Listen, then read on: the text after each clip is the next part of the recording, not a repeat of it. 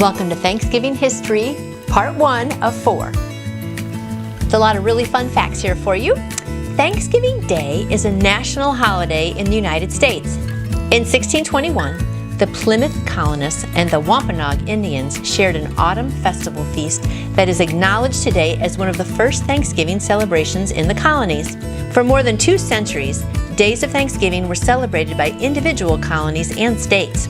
It wasn't until 1863, in the middle of the Civil War, that President Abraham Lincoln proclaimed a National Thanksgiving Day to be held each November. In September of 1620, a small ship called the Mayflower left Plymouth, England, carrying 102 passengers. An assortment of religious separatists seeking a new home where they could freely practice their faith, and individuals lured by the promise of prosperity and land ownership in the New World. After a treacherous and uncomfortable crossing that lasted 66 days, wow, that's a long time, they dropped anchor near the tip of Cape Cod, far north of their intended destination at the mouth of the Hudson River.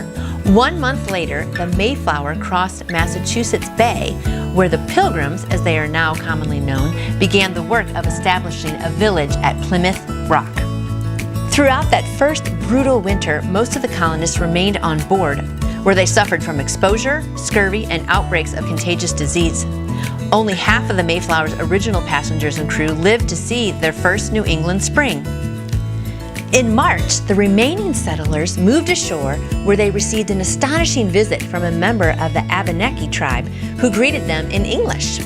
Several days later, he returned with another Native American, Squanto, we all know him, a member of the Patuxet tribe who had been kidnapped by an English sea captain and sold into slavery before escaping to London and returning to his homeland on an exploratory expedition. Squanto taught the Pilgrims, weakened by malnutrition and illness, how to cultivate corn, extract sap from maple trees, catch fish in rivers, and avoid poisonous plants.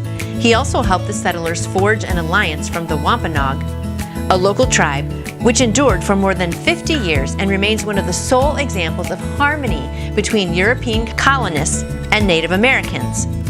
In November of 1621, after the Pilgrims' first corn harvest proved successful, Governor William Bradford organized a celebratory feast and invited a group of the fledgling colony's Native American allies, including the Wampanoag chief, Massasoit.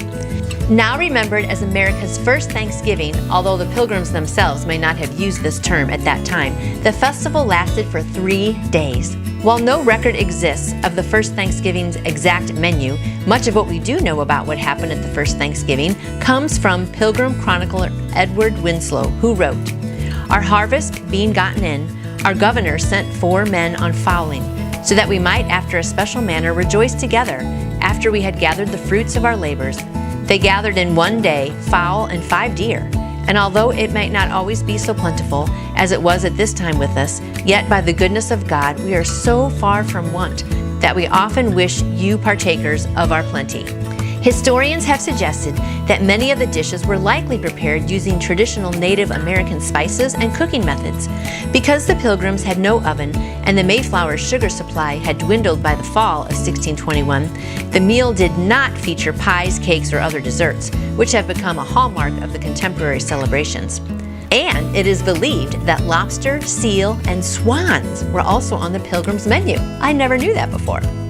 Finally, historians have noted that Native Americans had a rich tradition of commemorating the fall harvest with feasting and merrymaking long before Europeans set foot on American shores.